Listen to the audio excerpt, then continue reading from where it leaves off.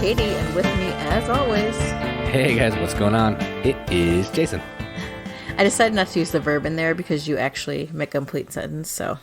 Yeah, that's true. Yeah, I'll finish the sentence for you. I'm working on us being grammatically correct. The most okayest grammatically correct podcast. Yeah, you're pretty okay. About board games. Yep. I have, no zany banter. I don't know what there is to bring up. I was cooped up in a conference room all day today, so that sucked all the zaniness out of me. I don't have anything either. But I do have a code for Protospiel. Okay, I was just going to talk about the peanut butter pie that was waiting for me in the fridge. Yeah, you can go ahead and talk about that. We can. I should have had my dairy before we started the podcast. Then I would be ready for zany banter. But I wanted it to chill. You really failed the podcast today. I mean, you had your piece already, so. I did, but dairy doesn't do anything for me. It doesn't make you zany? No, it doesn't. It just makes my stomach hurt, and that's the opposite of zany. Then you shouldn't eat it. But it's so good. I like it. I'm not going to let my stomach win. It wins enough as it is. It wins enough as it is, okay? Right. Might never matter, I'm sure. Yeah, I will be the master of my own body here. Oh my gosh. You're the master of your domain. Yes. So enough of my stomach talk. Let's move into the Protospiel code. So Protospiel is coming up in 3 weeks, I think. 2 weeks? 3 weeks. It's 3 weeks after our daughter's birthday. Oh, yeah. Okay. So 3 weeks. And we have a special code that will get you a discount off of the designer badge. It's a $10 discount, and the code is... Riveted. With a capital R. Did you ever find out if it really is a capital R, or are you just saying that?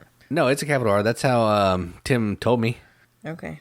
I mean, well, he typed it to me that way, so it could have just auto-corrected to an R. It might not matter, but that's how we've been going with it, so that's how we're going to keep rolling. Yeah, we tagged it. It's pinned to the top of our Facebook page, so for all the details, you can go there. It'll have everything you need to know about Protospiel, how to get badges, and all that good stuff. So we're going to try to make it one day.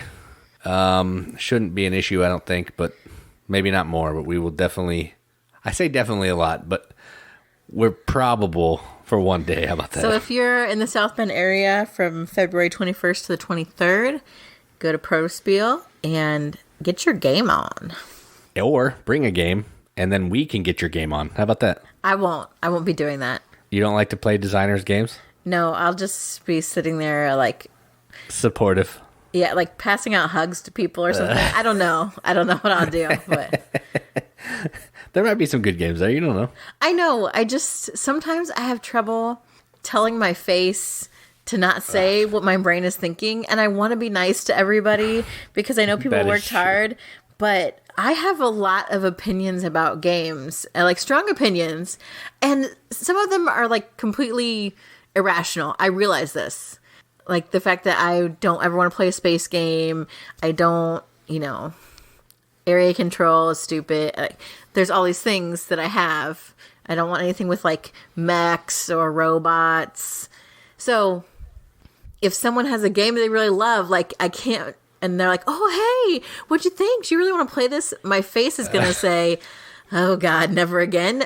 But I don't want to say that out loud. So you could fake it sometimes. You put on the smiley face sometimes. I've seen it. I know, but I just gotta catch it fast enough. And when people surprise you, you aren't ready.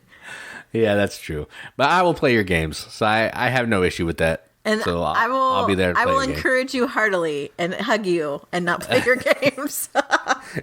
Yeah, Katie likes to just play games that are established and published. That's her thing. And some of those I won't even do. So that's true, and that is true. It's not like I'm being a snob. There's lots of games I just won't play because I am a snob. But it doesn't matter because you are being a snob. Yes. It's not, but it's not about published versus unpublished. It's just about. That's true. You don't like it, so you won't play it. Yeah, I got it. Yeah, it's my own game contrariness. Yeah. So yeah, that's Protospiel. Code is riveted, capital R, and we will see you there.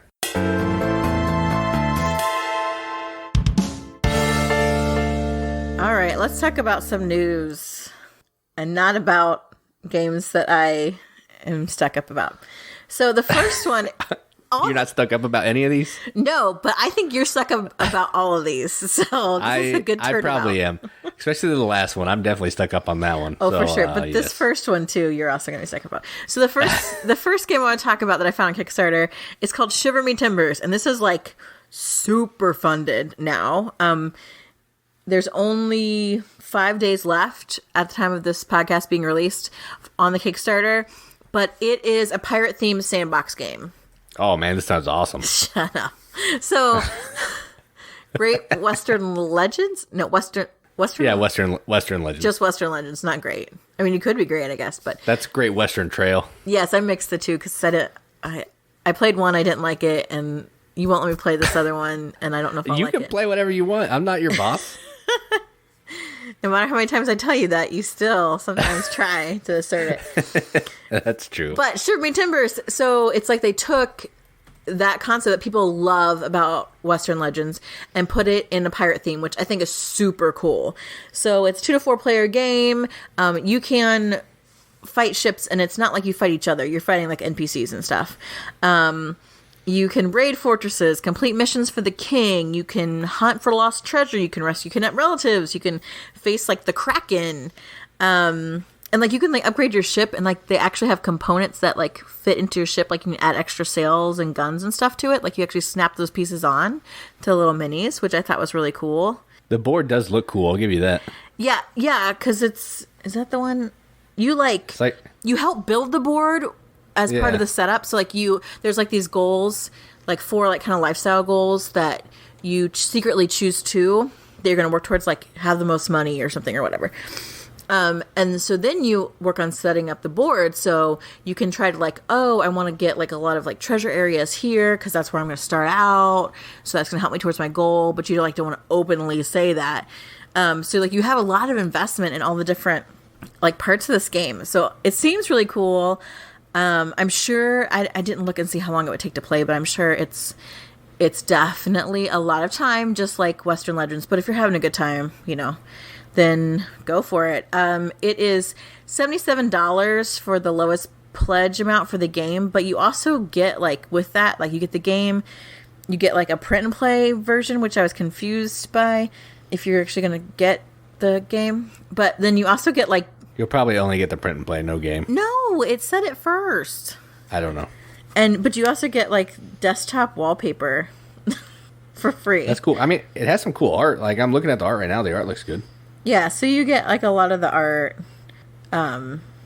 with that pledge. So yeah, $77 plus shipping is kind of a lot, but you are getting rewarded for that. Yeah, that's cool. It says it plays in 90 to 180 minutes, so it's probably 4 hours. Yeah, that seems... Like, really? No, I'm being legit. No, I would say 90 minutes would be like a 2-player, like that, or something. Yeah, like that's probably, really ambitious. But it seems like if you like that sandbox, like, kind of game, which Western Legends really has, like, gosh, why wouldn't you want a pirate theme? That's, like, to me, is like... I mean, I love Westerns. I'm a huge John Wayne fan, and I love that kind of theme. But, dude, pirates are awesome. I watched Pirates of the Caribbean today, the Black Pearl one that I haven't watched in forever, like the original, because of my love for Orlando Bloom. But I was like, yeah, pirates. Like, it looks like a game. So that's Shiver Me Timbers. Yeah, the art looks cool. But, yeah, I'm out. Yeah, and the next one I want to talk about is a game called Here to Slay. And it's... Is it about Santa? It is not. No, it's not like SLEIGH slay. It's SLAY like kill, like murder. Yeah, but it's like probably the cutest murdering game you've ever seen, because it's from the people who did Unstable Unicorns. Oh, that's funny. It is. So it's from the same people that did Unstable Unicorns, which I have played, and which it's not, and it wasn't an amazing game. But the art was cute, and it was like funny and like and witty. So the fact that they've now made this game Here to Slay, which is actually, I think, something that I maybe would rather play, because it is taking just their basic card game, and Unstable Unicorns is just kind of set. I don't want to say set collection, but a pretty simple card game. And this is making it to like a strategic card game. It's like a role-playing adventure. Dang, this has made $1 million. Yeah, over $1 million. Jeez. Almost $1.2 million. So, it's for 2 to 6 players. There's 10 days left to go. It has the most adorable art ever. If you've seen like a lot of like, I think it's Tea Turtle that has those cute little unicorns on there and stuff. It's that artwork. And if you've seen Unstable Unicorns, that same artwork. You you make your own party, basically. So you get to pick like these cute little leaders, a leader to lead your party. You're getting cards that are like magic cards. You're getting like weapons. You're getting additional people to your party. You're fighting monsters. And you're like stopping other like players from winning. Because like I think if you kill so many monsters, whoever is the first one to defeat so many monsters wins. And so I was looking, I'm like, okay, this feels like it could take a long time because there's all this stuff you're doing. But they say, like I checked, they play tested this, and a 4-player game is 30 to 60 minutes. Wow. Which cool. seems pretty good, like timing-wise. And it's really cute, and it seems like a fun kind of, fantasy adventure game, which I really like anyway. So to just get the card game itself, the standard base game, it's $20, so cheap. But for $25, you get the Kickstarter exclusive base game and like all the stretch goals and stuff. So I consider that to be really what you need. It's the $25 one. Because if you're going to get it on Kickstarter, you might as well get the Kickstarter stuff. So $25, really cute strategic card game. I think I would totally play this one. Yeah, it's really pretty. Like I'm looking at the pictures, it looks really awesome. So like Unstable, I don't think I would play it, but it's pretty. Yeah, like the Unstable Unicorns game was super cute. Like the gameplay was it was a little take that, and this might be, I think this could get that way, or it could be like, hey, I'm really focused on my campaign, on like my little party. I want to, help my leader. I want to, recruit some other people. I just think it looks fun. So, here to slay. Cool. 10 days left on Kickstarter. And finally, the last one I talked about today, I have been looking through news. There's so much stuff I want to talk to you about, but already Jason tells me that I take too long on the podcast. So I've been trying to narrow it down to 3 items, but so there's stuff that's out on Kickstarter now, stuff that's coming out, and I want to talk about it, but I'm trying to pace myself. Way to throw me under the bus. Like, I don't always say that to you. You don't say it, but I know you think it. But you said I said it. Like, I might You have said it before, too. I said I want to keep it under an hour. That's all I said.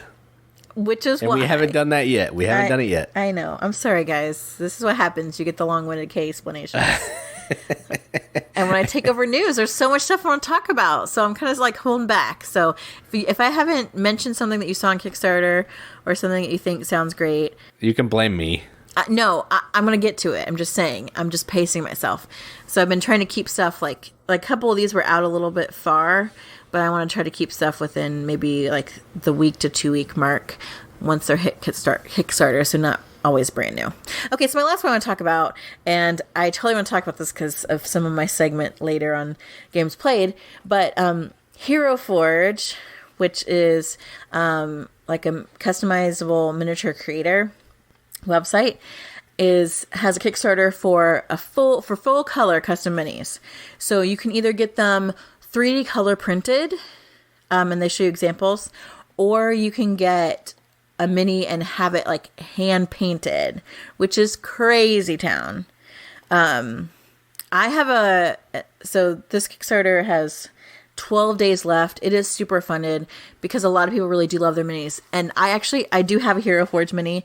Obviously it's not color because they just now are offering that. But I had one of my good friends paint it. Shout out to Jim Breeze. If you need minis painted, he's awesome. Member of the Riveted. Thanks, Jim. But the detail that they put, and you can go in and totally customize your character. So I made one for my D&D character, and like her shoes and her muscles and her hair, and she's holding a money bag, and like you can get like so customized on it. It's really awesome. So now they're adding that next level with color. A lot of people are crazy about it. You can also do some like virtual tokens or something. I don't quite understand all that because I don't play like a lot of online games, but they're offering a couple like different services. So if you just, I try to look for like the most basic cost. So for $39, you can get one mini 3D color printed. So it's not the hand painted version, but it's the 3D color printed, which that's right about the normal cost for that's about what I paid for my non-colored mini. So that's a pretty good price for their Kickstarter. So that is the Hero Forge full color custom minis with 12 days left. Well, you failed to mention the nice shiny hand-painted custom mini price. I didn't $149. Woof. It's custom, like the custom painting is crazy. It's one mini. Yeah, you about go blind painting them. Yeah, but it's $111, $114 more than just buying one. Those of you people that actually like miniatures and that do paint them, you'll understand that price is not out of the realm of possibility at all. You pay me $20, I'll paint a cube for you and I'll mail it to you. It'll look terrible. It's not the same. You can paint a face on there. All the detail miniature is a freaking cube. No, all the detail you can get is crazy. Like, Jim just painted a mini for someone in our campaign, which is like spoiling a lot of what I'm going to talk about later. But it was a dog companion. Like, he painted it. The dog's wearing like clothes. It has like an extra little healing potion for its master. He put like this shiny gloss to make it look like the dog had drool on his jowls. Like, there's a lot of effort that goes into a really well painted mini. $114 worth? Yes. Jim would not charge $114 for one mini. That's ridiculous. I'm just saying. Hero Forge. Full color custom minis. All right, my blood pressure's rising. Oh we need to get out of this segment. Let's move on to our gaming term glossary.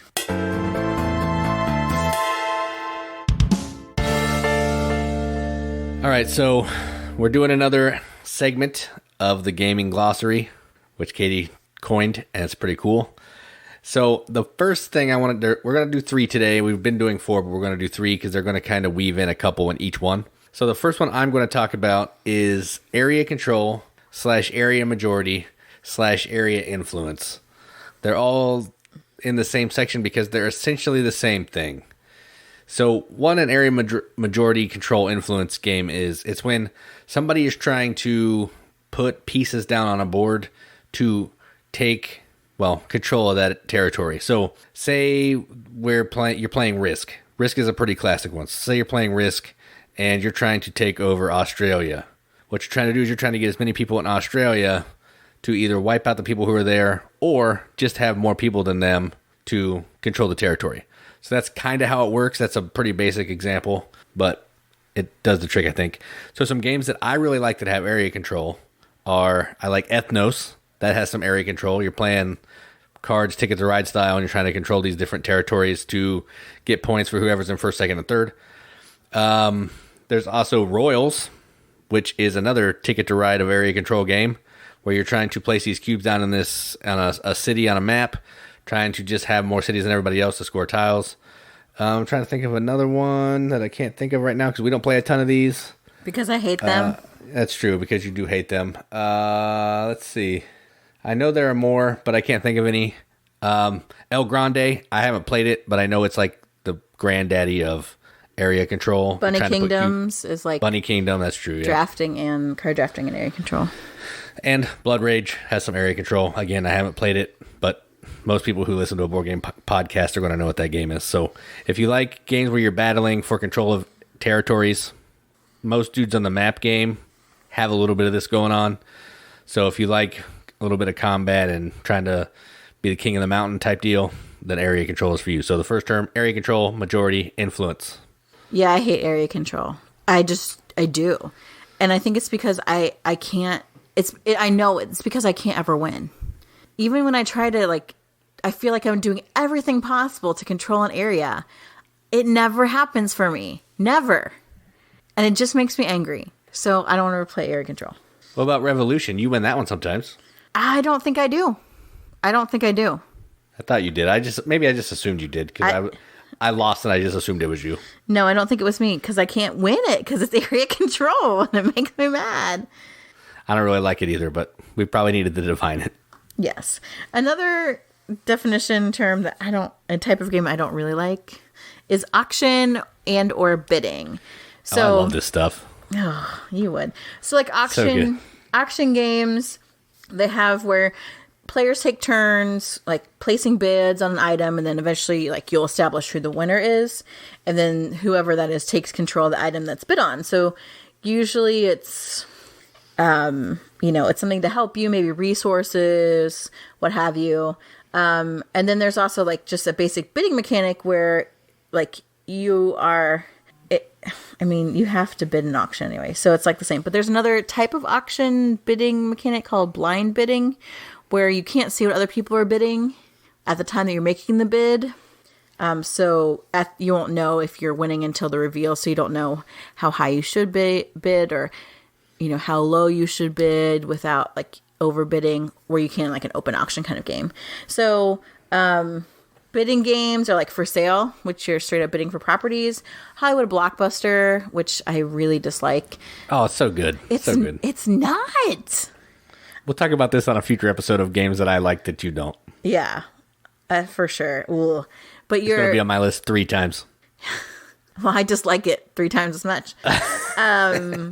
You're bidding for different actors and directors. Keyflower, a game I also don't like. Where you're bidding with like workers to take certain color workers, yeah, to take certain tiles, I think, right? Yeah, only one color can be on each tile. So like if I bid with a red one, everybody else has to bid with a red one and overbid me, that kind of thing.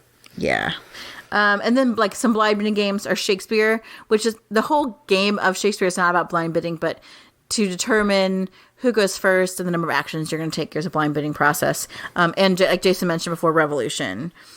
You're doing blind bidding to say what spots you're going to go to on the board in order to try to take area control. So that is auction and bidding.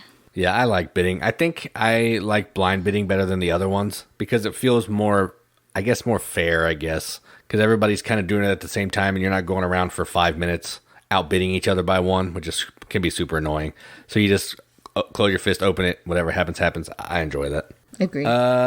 Okay, so the last thing we want to talk about today is they're kind of the same, but not really. And they are campaign/legacy games. Now, I know legacy is not the same as campaign, but they kind of function similarly. So a campaign game would be a game where, we'll say like Near and Far, where you're going to go to the first map, you're going to play through it, you're going to defeat the boss, then you're going to move into another part of the game to kind of do an overall story. Nothing in the game gets destroyed. It's just you play this game and it moves you into another game to progress the story along to try to beat the entire game. Kind of video game style, but on a board. A legacy game, however, you're either going to be unlocking new rules as you go, you're going to be ripping up components, you're going to be putting stickers on a board to permanently change the board while telling that overall story. So they'll play kind of similar, but when you're done with a legacy game, a lot of the times you can't play the game again. Whereas a campaign game, you can do one-off shots or whatever if you want after you're done. So one of the big campaign games, which I've never played and probably will never play, is Gloomhaven. People say it's a legacy game, but I don't necessarily think it is because you're just playing. You can play it as many times as you want, the same scenario over and over and over if you want. So to me, that's not legacy. Right. One legacy game that I've played, and it's really the only one that I've played because I don't like legacy that much, is Charterstone. And this is a Euro legacy game where you're playing a worker placement game, and as you progress through the game, you're going to unlock different types of workers that do different things. You're going to put stickers on a board to unlock new places where you can send your workers. You're going to name your own town, and it's just going to kind of build on itself to make the last game better than the one you just played. And at the end of the game, you can play that board again, but it's not going to be the same as anybody else's board, which is kind of neat. So that's campaign. That's legacy. I don't know if you have any thoughts on this, but I don't really have anything else I need to say about these. Do you think that Time Stories is a campaign game or a legacy game? I think it's a game that you play over and over and over until you've actually beaten it. So campaign? Yeah, but I don't know. That one's kind of strange because it's essentially one game. Like, if I played the Asylum one and I get all the way through it, while I haven't ripped anything up, I can't play it again because I know the outcome. So maybe it's probably a campaign, but it would be the same thing as if you're doing like an unlock where you play it through and you know the solution, so therefore it's going to make the game less fun. So I think that's its own category. I don't know. I don't know what that would be. I don't either. I mean, I like Charterstone. I think I would like to play legacy games because I like the idea of getting people together as a group, the same people returning. You're having this experience. You're working towards this goal. Like, I like that. And I think I've actually turned, like, I feel for me, I've turned Consulting Detective into a legacy game, essentially. Trying to get together, like me and one of my best friends, she and I were meeting together like probably once a week, sometimes more frequently than that because we were obsessed, playing like the Jack the Ripper and like the West End version of Consulting Detective, and just meeting, like she bought a magnifying glass for us to use. Like we had little like chibis to like mark out different locations to help us solve it. Like, and then now that we're done, it's over. We've played it. We can't play it again. Because we know the answer, but yet we didn't tear up anything. So I don't know. Right. It's just, that's the same thing as Time Stories. Same kind of deal. Like you could play it again, but it's not going to be as good because you know the answer. Okay. Yeah. I guess that's it for our gaming glossary. Yep. That is it.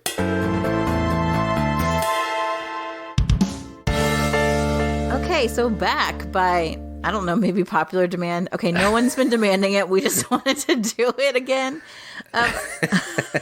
Yeah, we like it, so we do what we want here. Right. It's a call from the member of the Riveted, and this week we have a member all the way from Greece. So, Alexandros, tell us about the games you've been playing.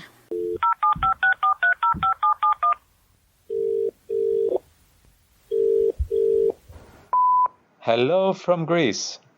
We left for the weekend the city life and stayed on a village on top of a mountain. I knew that the table in the house was large enough for a normal-sized board game, and I wouldn't have to bring only my travel board games. We've played Viticulture, which was a relaxing but tense game at the same time. Due to its theme, I didn't have any problem teaching the game. Although I had a bad draw of cards, I lost only for 1 point. We played also the version of Las Vegas, called Las Vegas Royale. The expansions added very fun moments. Without them, it would have just been a boring, area-controlled game. I'm waiting for you to explain this term soon in your glossary. We've played also Charterstone. We just did the 7th scenario, and it's the first time I won. I think after the 4th scenario we've started enjoying it. Until then we are spending a lot of time opening boxes and playing a simple worker placement game. We've played also Azul, a game that I don't like because of its meanness, when I'm left with all those broken tiles at the end. Finally, we've played Istanbul, with all the expansions for the first time. I liked it, and actually it didn't last longer as I would expect that it would. Also, I have a bit of news for you. A new expansion was announced by Portal Games for Imperial settlers, called Rise of the Empire, which is a sort of a campaign where you rise on your technology track. I've noticed that the campaign trend stands strong, as well as the cult of the new, where you have to play every day a new game. Aren't these trends contradicting each other? Now that's something to discuss about. Goodbye, and thank you for the fish. So thanks, Alexandros, for that call and telling us what you played. So you played some good games that I have played. So first off, what you talked about was Viticulture, which I am a huge fan of. It's a really good worker placement game. It has nice art. It has some cool mechanisms. So yeah, I dig it. It seems like you liked it too, except for your bad card draw. So that happens to the best of us, I guess, sometimes. Well, but the thing about that game is it's great that it doesn't matter. Like, I've gotten some not so great card draws, but if you're able to like work the grapes and stuff and complete other things, then it doesn't matter as much. Like, you can still do well at the game. And we haven't played this one in a while. We need to break it out again because it is a really good game. It is good. Yeah, sometimes you can really get boned by drawing the same field, like the same vineyard a bunch of times too, which is kind of annoying. That's true. The next game that he talked about was Las Vegas Royale. I haven't played this. I don't think you've played it. No, I haven't. I didn't know anything about it until he mentioned it, so I looked it up. But It says It's like a Yahtzee style game, yeah. But there's area majority or influence, and I'm like, ooh. I mean, sorta. You're just trying to get more sixes than everybody else at certain locations to earn the cash. It's not painful though, I don't think. Yeah. But yeah, I mean, I'd be willing to give it a try, because even though dice hate me. That's true. I think they hate everybody though. Next up, we talked about a little bit in the gaming glossary section, and that is Charterstone. I think he said he played 4 games of this. Does that sound right? No, they've played up to like 7, and he said they were really enjoying it. They really enjoyed it after 4. Right. Right, and we only played maybe 4, and I would like to try more. I think we're just getting into a really good part of the game, but we haven't brought it up again with our friends that have it, and I would really like to get back into it. Yeah, I would give it another go. I would.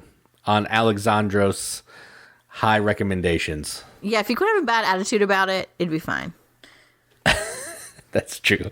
So next up was Azul. A game I have a bad attitude about. Yeah, that's true. Which he said was mean, which I think is really funny. Because I didn't really feel like it was that mean. No, he said it's mean because it leaves you with all these broken tiles. Oh, yeah, that's true. Yeah.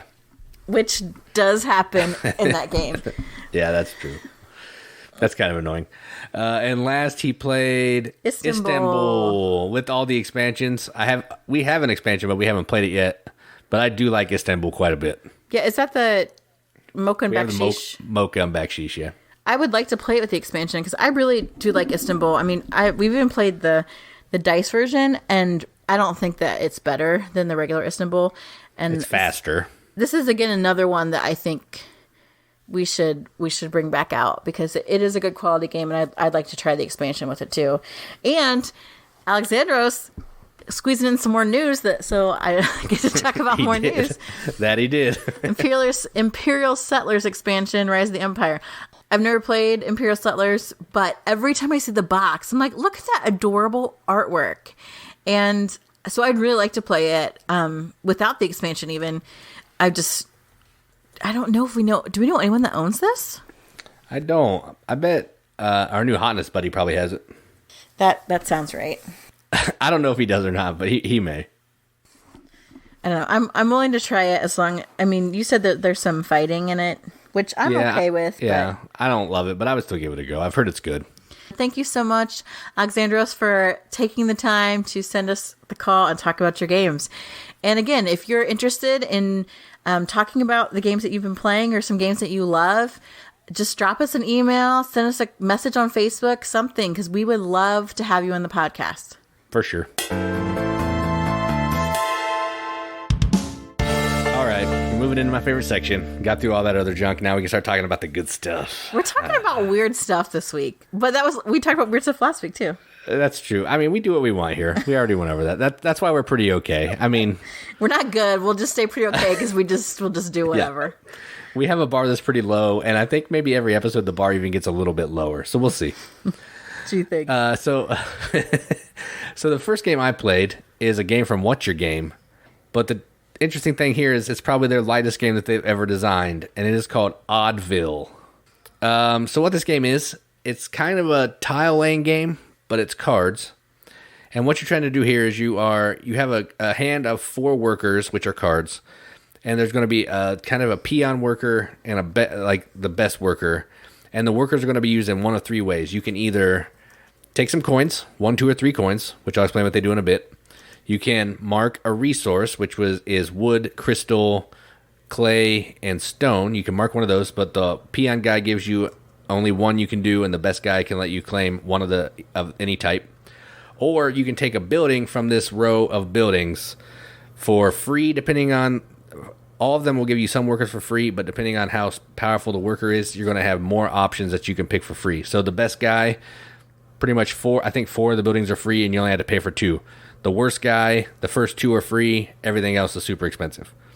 So what you're trying to do is you're trying to buy these buildings, gain resources, get coins, so you can then use your resources to pay for the cost of these buildings to put them out into this little town that everybody's building together. OddVille, I guess. And when you place this tile down, you have to connect a road to a road or a forest to a forest.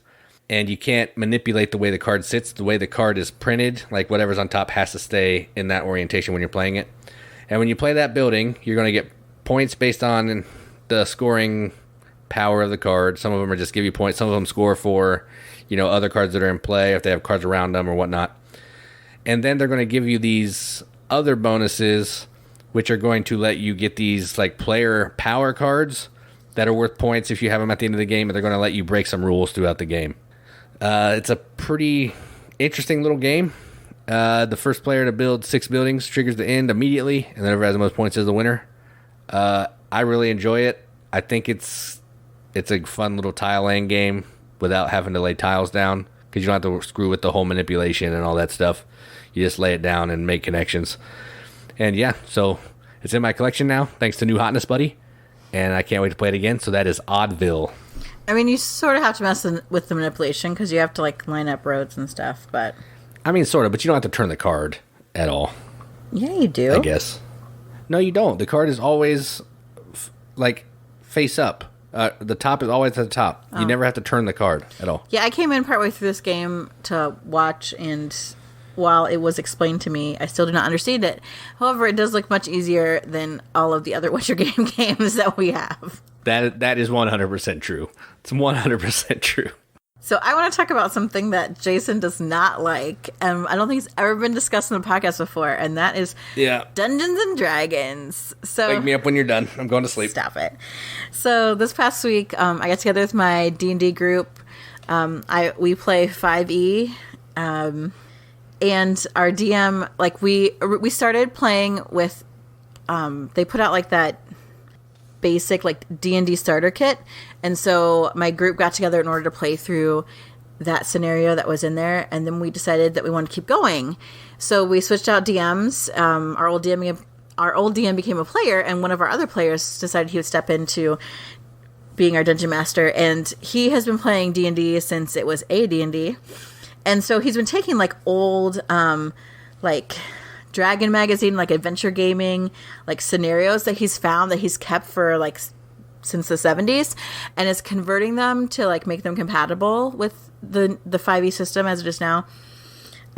So currently I play a level 8 half-elf monk, and I am part of the Way of the Shadow kind of monk school or class or whatever. So we are at our last session, we were in this old keep where there is a hag, and I think there is a dragon. We freed a whole bunch of goblins who were being kept there as food. We fought a flaming skull and an oni and a bunch of weird stuff. These things this demon that took over these dead bodies and just took their heads and sprouted these limbs. Some of you might know what I'm talking about. But we have been playing this campaign. Gosh, it's been at least a year, if not going on maybe 2 years now, with the same people. So it's been great to be able to, that my character survived to be a level 8 monk is awesome. I'm at the point where I'm thinking about multi-classing to a rogue, because the monk is the Way of the Shadow. I can teleport in dim light. Eventually I'll be able to walk across liquids and vertical surfaces without falling, all kinds of neat stuff. And our DM has been great about letting us develop our backstories, and I have this whole backstory about how this half-elf came to be. My monastery is actually kind of a family, a Yakuza type place that I came from. So I used to work as an assassin for these people. It's really fun. So I don't know if any of you are role players out there. Some of you mentioned before in the chat that you're too much slash and hack for players now. My group does a lot of that. We just charge in and just start beating up stuff, and it's either that or we stand around and talk forever. We have one guy who wants to talk about the ethics of his character and the moral of his character. There's a rogue. Is that Theseus? Yeah, no, but it's the same guy. Oh, okay. He has this younger character that looks like he's some Avatar guy, but he's supposed to be some fighter. He always has these moral dilemmas, and the rest of us are like... Of course he does. Right. Of course he does. Me and the rogue are like, let's just go in and get the stuff and get out. And a few other people are like, let's just save these people. So it is a lot of just like fighting and beating things up, but it's a good time. So that was my D&D experience from last week. And I did not die, and I managed to use evasion to not get any damage from a fireball cast at me. So I feel pretty excited about that. Okay, you can wake up now, babe. Oh, yeah. What day is it? Am I still awake? All right. Yeah, I'm glad you like that. It's not for me. I don't have an imagination, and it's just something that I used to play it as a kid, but I know now I would not enjoy it, so I'm just going to stay away from it. Fine. I still feel like you should try. Maybe if you DM one, which you've talked about wanting to do, I would try it one time, and then if I don't like it, I'll kill off your character. It's dead to me. Yes, you can kill me. You can throw me down a well or hit me with a bus or something. Whatever you want to do. There's no buses. It could be you're the DM. You can make it whatever you want. No, I would stay in the high fantasy realm. Like ours is set in Greyhawk, but I am like a Dragonlance girl, so I love the world of Kryn. I'd probably do it there. And then a bus comes in and runs me over. Okay. Whatever. If you know what I'm talking about out there, if anyone knows what I'm talking about, give me like a shout out of solidarity, please. So while they're giving you that shout out, I'm going to talk about a good game. And it is a 2-player game from PSC Games from Paolo Mori, who's done tons of good games. Libertalia, Vasco da Gama, Ethnos, to name a few. And this game is called Blitzkrieg. Actually, it's Blitzkrieg, because it has an exclamation mark. I just want to sing Blitzkrieg Bop every time. Yeah, that's true. Blitzkrieg Bop. So this is a 2-player pulling chits from a bag to do some area majority. But what the theme is supposed to be, it's supposed to be World War II, and you're fighting in 5 theaters of battle around the world during the war, and you're trying to win each theater to be the first military side to score 25 points, because I'm pretty sure that's how they determined the winner of the war, when they went to score 25 points. But whatever. So one player is going to play the Axis, one player is going to play the Allies, and you're going to pull 3 chits out of your bag. The chits are going to be Army, Navy, or Air Force. And the board's going to have these 5 different theaters, and only certain types of pieces can go on certain spaces. So the brown can only take tanks because it's land. The blue can take Navy because it's water. And the Air Force can go on any single place that it wants because it's an airplane, and there's no restriction there. Each place, not every place on the board, but some places on the board are going to have these bonuses that may give you some extra, pull to your side of the battle, because it's kind of like a tug of war in each theater of battle. And it'll pull the points towards your side. Some of them may just give you victory points to go toward the 25. Some of them could let you get these super special chips that are outside of that are next to the game board to put them in your bag, and when you draw those out, they're super powerful. I really like this game because I love pulling stuff out of a bag. Like, you can give me any game you want, and if I have to pull stuff out of a bag, I'm automatically going to like it more. So this gives me the kind of the feeling of Quacks, because I didn't know what I was going to pull out of the bag. I didn't know if I'd pull the chits that I needed, and I really enjoyed that. So that's Blitzkrieg. Stay tuned to our YouTube channel, because I'll have a video for this eventually, and it's really good. If you like 2-player games that are a little different, check this one out. You said it's good, but I really don't like the theme at all. So the theme's irrelevant. It's irrelevant. The theme is never irrelevant for me, Jason. It's a chit on a board. That's all it is. No, I can't. That's why you have Brandon to play games with, because I was like, yeah, no. It is actually really fun. Yeah, I know you don't like the World War II theme, and it's so abstracted out that it's basically just there's Axis and Allies, and that's about the extent of the theme. But yeah, I really enjoyed it, so you might like it if you would give it a chance. Yeah, I don't know. I'm gonna be snob about this one. I'm probably not gonna play it. That's fine. I already played it, so I'm good. So I want to talk about another game that's some people might not even call it a game. So it's not a game. It's not a game. It kind of is. So I played Sherlock Holmes 4 Investigations, which is one of the graphic novel adventures that came out, I think, last year at Origins. Gosh, what's the name of the publisher for this? Van Ryder Games. Yes, Van Ryder. So I got two of these games. So it's like choose your own adventure type games where you have like in the Sherlock Holmes one in particular, it's like comic book cells, and within each cell there are numbers for other cells that lead you through the adventure. And sometimes you then choose, okay, especially as Sherlock Holmes or Watson, I'm going to investigate this trunk, and on that trunk there's a number, and I would then turn to that cell in order to investigate the trunk. So it had 4 little investigations in it, and I mean, I went through them all in a couple hours. And it was neat because it gives that game feel, but it's solo, which I don't ever like to play solo games. But since it's in a book form, like I felt like I was okay with it because I love that makes it better. Yeah, because I love to read, and that's a solo activity. So that's true. That is true. So I think I really love, like I mentioned earlier, Consulting Detective, which is Sherlock Holmes, because I just love Sherlock Holmes, period. But with this, I think that loving and playing Consulting Detective actually was a drawback for me, because at first I was like super cautious about, not looking at too many clues and not checking everything out, which there's like there's some extra elements in this game. Like all of the investigations eventually tie in together, and you don't know if you succeeded in them until the end, which is kind of rough. And also, you're really working against Moriarty the whole time. And Sebastian Moran was his helper that I missed the other time. Rewind back to a previous podcast. But you're against Moriarty, and you're trying to find, you also are supposed to be on the lookout for these keys that go in a typewriter, and they're hidden in these scenes. So there's kind of like this, seek and find element to it as well. But if you don't check out all the clues, you're going to miss that. And there are also some places where you find a numbers puzzle kind of for Moriarty that'll lead you to maybe 3 keys at a time. So catching those is really important. I ended up only finding maybe half the keys that were in there, and I thought I was doing really well. Apparently I was mistaken.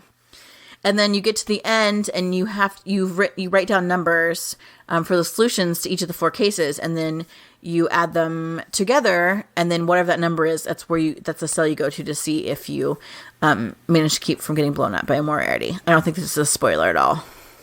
I had 3 out of 4 right, which meant that I still got blown up. But way to go. Yeah, and so then after that, then you get the solutions at the end, and you read through what happened, so that you kind of have that resolution and know what was happening during the case. But I liked it. I think there's a lot of back and forth because the cells are so small. There's not a lot of stuff in each one, so you're not going to be reading a lot. So it's a lot of flipping, which can kind of be annoying. But it was a neat little brain exercise. It wasn't super challenging. The other one I have is Tears for a Goddess or something. Mike Bicorni played this himself, and he said he was able to run through it more than once. So I'm interested in seeing if I can also do that and if I like that one better. But that is Sherlock Holmes 4 Investigations. If you're looking for something light, fun, even for a younger audience that's into Sherlock Holmes, this would be a good pick. Or if you're just looking for something to occupy your time while you're on a plane flight or something, I'd say it's well worth it. So that's what I played. That was a really weird what we played section. You were right. I know. That's fine. We're just pretty okay. Yeah. So we're going to move on to our our feature now.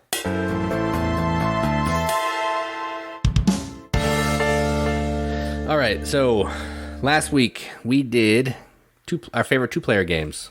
And we thought we wanted to talk about more games that we like to play at 2 players. So this week we're going to talk about games that play more than 2 players that we only want to play at 2 players. So a game that can play 4, 5, or 6 that we like to play at 2 because for reasons, I guess. Well, we don't have to give our reasons, but just for reasons. We might give our reasons, but for us, a lot of them, especially for Jason, is any Euro game he wants to play at 2. Yeah, that's all I put. All Euro games. That's my whole entire list. All medium to heavy Euro games. I just have one thing. That's it. I'm done. Okay. All Euro games. We made it under an hour. Nice job. So what's your first one, babe? So yeah, my first one is a game that we've actually played live that I beat Katie at by 1 point. Why would you bring this up? Because it needed to be said again, just for posterity. And that game is called Grand Austria Hotel. So let me explain the reason why I like this at 2. This game has this weird snake turn order where first player goes, in a 4-player game, it goes like this. First player goes, second player goes, third player goes, fourth player goes, fourth player goes, third player goes, second player goes, first player goes. So if you're first player in a 4-player game, you are waiting a whole long time to get your turn back. But you get to make the first turn, which is crucial sometimes in that game. But then you're waiting 6 turns to go again, and it is awful. But at 2, it goes first player, second player, first player, and that's awesome. So 2 is the only way I want to play this. The game flies. You can bang out a game of this in like 30, 40 minutes at 2 players. It gives you all the same feel, all the same gameplay. Yeah, I love it. So Grand Austria Hotel, I will only play at 2. I could be talked into playing at 3, but I probably will say no and play something else because I really like Grand Austria Hotel at 2. Yeah, I really like this game at 2. I would play it at 3, but definitely not at 4. No way. And I do like it because I love this game so much. And for me, like, I'm putting a lot of thought into where I want to go, what I want to do, how things are going to play out, that I like it when it's just a 2-player. Like, I only have to wait on one other person to take their turn before I can execute my plan. So it's just because I'm impatient. Yeah, I mean, in a 4-player game, the turn order does move around. So if you're last in one round, you're eventually going to be first. Yeah. It's just rough. It's just when I'm 4th player in that game, or when I'm first player in that game, I'm hating life. So I don't want to be first at all in a 4-player. It's just awful. Well, even if I'm not first, I just don't like that it's so much time because there are a lot of things for you to do on your turn. So it does take some time to like draft your dice and then decide, how like what quantity or intensity the action is going to take and then how you're going to play the action. And then is that action going to trigger another one, as you're closing off rooms, as you're completing sections, as you're using cards, as you're completing goals. Like, are you fulfilling a customer's order and then putting them in? Like, it's just a lot for a higher player count. Yeah, that's true. I agree. I agree with all those things that you just said. All right. So mine, I have referenced this game already. Maybe twice. Actually. And that is Consulting Detective. I love this game because I love the experience, and I have played it at a variety of player counts. I've played it at 4, at 5. I think at one time I played it at 6. I'm not sure what it recommends on the box. But I like it best at 2. So me and one of my best friends, we were like, okay, we're going to do the Jack the Ripper cases together.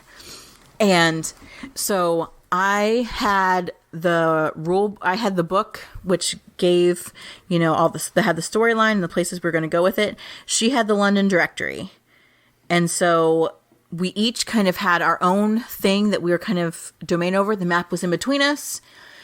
I like that I had someone else to bounce ideas off of, but it wasn't like a big committee. I didn't have a bunch of people with like stuff spread everywhere. I didn't have people that were just sitting there doing nothing. People who didn't feel like they weren't contributing. Because like for me, my brain is moving quickly. Like I don't want to sound pompous or anything, but I'm pretty good. I'm pretty smart. I've got some good deductive skills. So you're pretty okay. I'm pretty okay. So I'm like moving through this saying, okay, here's what we know. We're going to assume this and this and this. So we're going to need to go here, here, and here. What's the best course of action? Pick from these. And I know sometimes that can feel like I am, what's that called? Where you like come in and take quarterbacking. Yes. Like I'm quarterbacking the game. I can feel like that. But when it's just with one other person, they're like, okay, yes. Have you thought about this, this, and this? Well, based on what you're saying, let's go here and I'm going to look at this. And so you can have someone else who can disagree, but it's not like you have some people that agree with me, some people that disagree. Like it just is a good balance at 2. And I felt like I did so well on the cases with just one other person because of that great balance. So that is my number 3, Consulting Detective. Yeah, we played it. I played this once with you at 2, and it was okay. It just went on a little long for my liking, and there was a lot of reading. But you just don't like the game, period. So yeah, it wasn't my thing. I mean, it's fine for what it is. It's just not my thing. So the next game that I only want to play at 2 is a game that came out last year called Abomination. The Heir of Frankenstein. And the reason I want to play this at 2 is mostly because it's long. We played a 2-player game and it still took about 2 hours. Well, this is pretty long for a 2-player game. So any more than that, and you're going to be looking at 3.5 hours, and that's a little bit long for this game.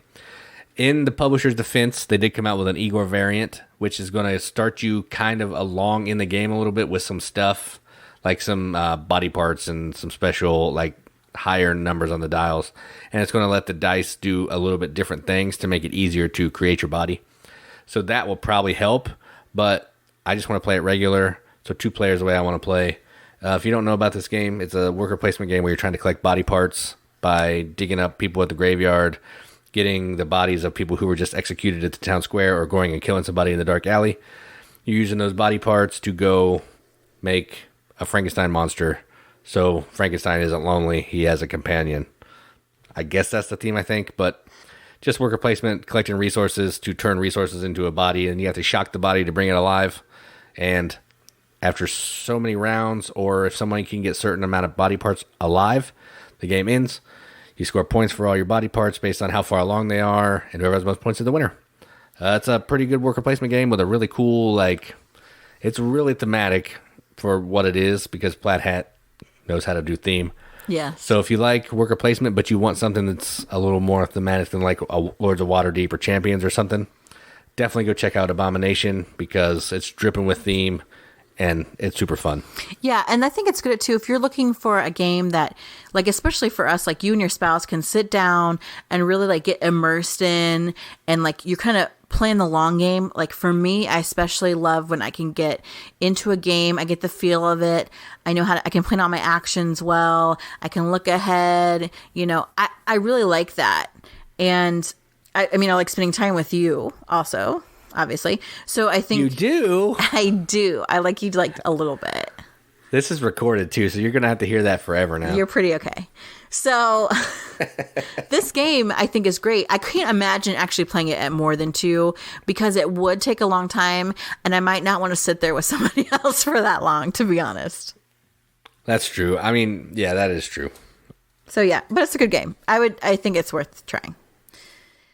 My game is an old classic standard, and while I do like this at many player counts, at the higher player counts, it is a little bit rough, and that is Agricola. So I have never played, and we do not have the 2-player version of Agricola, the All Creatures Big and Small or something, right? Yeah, that's what it is. I would love to have it. Can't find it. From what Jason tells me, it's wickedly expensive and out of print or something like that. It was, yeah. I don't know if it is. I haven't looked at it recently, but it has been, yes. So if anyone can weigh in on whether it's worth getting in addition to regular Agricola, let me know. I like Agricola. I mean, it's got a bunch of shaped meeples, so of course I'm in. And I feel like the theme of me having my own little farm is real fun. But with 2 players, it's nice because I get to do all the things. I'm not blocked out, which, I mean, does make the game a little bit easier. Except you're constantly, like, after Uwe got sucked up by the aliens and is obsessed with feeding people, I am working hard to keep my people fed, as well as meet all these other objectives for the game. So I feel like with 2, it doesn't take as long, but I still get to play a game that I think is really worth it and meaty. I mean, yes, I've played it at 3 and 4, and I do like it, and I would play it. But I think I actually do like this game best at 2, just because of the opportunities I have to do the different things I want. Because I like it because you can basically do it any way you want. You get the points in whatever way you want, and I have more freedom to do it the way I want with 2 players, I guess. But that might change if we played All Creatures Big and Small. Yeah, that's true. The first time we played this, we played it at 5. Do you remember that? Oh, yeah, and it was... it was like 4 hours long. It was so long. But I didn't hate it. I didn't. It was good because you were still thinking on your turn and there was a lot going on, but it was just a little too long. Agreed. Yeah, that was a good pick. I like that game. We need to bust that one out too. It's been a while. All right, so the last one I'm going to talk about is one that I've played a ton since I got it last year from Joel, and it is called Concordia. Yes. So I've played this at 2, 3, and 4. Multiple times at each player count, and I think that I like 2 better. So this game we just had the base game. Well, we have salsa as well, but we haven't played it yet. But in the base game, there's two sides of the board. There's a 3 and a 4 player, or a 4 and a 5 player side, I think, and then a 2 and a 3 player side, or maybe a 2 and then a 3 and a 4. Either way, the 2 player side has its own side, which is going to cut off some of the places that you can travel to make the board tighter, to make it feel like you're playing with a higher player count. So you're playing with 2, you get more turns, you're taking your turns faster, the game is shorter, but you still have the same kind of competition for spaces like you do on the other side, because there's a couple less territories or countries that you're traveling to. So I love this game. The card mechanism is amazing. Just everything about this game is amazing. And at 2, that's the only way I want to play it. So Concordia, one of the best multiplayer games that plays awesome at 2. Yeah, I really like this game, and I've played it at all player counts. But it is really good at 2 because you don't have to worry about it not scaling well. It's not like where I was talking about Agricola, where there's all these open spaces. Like, it's definitely shorter, and I feel just as challenged when I played it as 2 as I did when I played it at 3 and at 4. But I do like it at 2 because the little like bonus card that you get, the Pax Romana or whatever. No, it's dang it, what is that? Prefect. No. Prefect Magnus. Yeah. Harry Potter. What I don't know. I don't remember what it is. Whatever it is, where you get this boost where you get double, where you get from like the little not market. Yeah. You get double resources when you go claim the little territory thing. Yeah. That comes back around more often than it does in a multiplayer game, so that's what's nice too. That's true. You get that little bonus. That is really nice. Good pick. My last game is one that just came to me while I was filming my video for this week of my top 100 games of all time. So if you haven't seen that, go out and check it out. My daughter Rory is in it with me, and there's a lot of editing because of that. That's true. There's a lot of weird jump cuts because she was banging the table and getting yelled at. Oh my gosh. I will not do that again. But one of the games in this last installment is a game that I thought, oh my gosh, I think I only want to play this at 2, and that is Trickerion. We have Trickerion that we played with a couple of like the small expansions that came out with it, which was like the Alley Blackout. Yeah, that's on the other side of the board. So that's the actual game, really. And then Dogguard's Gifts is the other one that we used. Yeah, so we have a couple like little extra experiences came with it, and there's a lot going on. And maybe because I would hate to explain this to another person. Well, we've played it at 3. It's awful. It's awful to explain. It is awful to explain. I mean, I guess if someone knew how to play, I would bring them in, but there's so much happening, and a lot of the places are dependent on where other people go, and if they're blocking you out because you're programming your turn, and you can just totally get screwed out of stuff. And the game is difficult as it is, even without people blocking you out, even at 2 players, just to get your tricks off and try to get as many points as possible. At least for me it is. Like, I struggle to try and win this game. I don't need other people in there mucking stuff up and changing the market or taking the spots downtown or taking my stage time. Like, no. I definitely prefer this at 2. And we have the expansion, the big box expansion they released, Dogguard's Academy, that we have not yet tried, but gosh, I for sure probably don't want to play that more than 2. Oh yeah, no, I was just looking at the box and it's crazy. Yeah, no more. Right. So if you don't know anything about Trickerion, it's I would definitely say it's a medium heavy game. Yeah, for sure. It's pretty heavy. So it's got this really cool theme of being a magician and like the kind of like steampunk era. So there's cool art and stuff, but you're gathering resources to make tricks. You're hiring and using specialists to go out and get the things you need to spend the time practicing your trick and then to perform it to get as many points as possible. It is difficult to do that and to get the timing right and to get things to flow right. It is brain burny, but it is definitely worth it. But just like Abomination, I don't know that I want to make that investment with more than one other person. So. Oh, yeah. I totally agree. That's my number one pick, Tricerion. I played it at 4, and I had to explain it. That was rough. Oh, I didn't. That was rough. I didn't play it at 4 with you, did I? You didn't play it at 4. No, I played it, with you and Joel at 3, which is okay. It was okay at 3. But 4 is rough. Yeah, I prefer 2. So my 3 are Sherlock Holmes, or Consulting Detective, Agricola, and Tricerion. And my 3 are Grand Austria Hotel, Abomination, and Concordia. But like Jason said, we like to play most moderately heavy Euros at 2. So like Lorenzo and Marco Polo and... all the Euros. All of them. Council of 4 and Orleans. Coimbra. So... Coimbra's great at 2. Coimbra's great at 2. I love that. The ones I don't like to play at 2 are the games that require you to have like a dummy third player. And I'm like, well, then just say that this cannot play at 2. But the thing about Coimbra is that it has a great extra mechanic to fill in for when you only have 2 players. So these little fake dice that go into the certain areas to help you like kind of work around your bidding are really excellent. And so when games do that, I'm okay with making the accommodations for 2 players. It's really nice when they have like the smaller board sizes or whatever that you can use to help. But for us, those are our top games to play at 2 that are not 2-player games. So what about you guys? Let us know what you like to play at 2 and only at 2. Or if you disagree with us and say, no, you need to play Concordia at 3 or you need to play Agricola at 5. We will listen to you. I will listen. But I will not do it. I'm not saying you will change our ways, but I mean, I'm interested to hear from all sides. Yeah, that's true. That's true.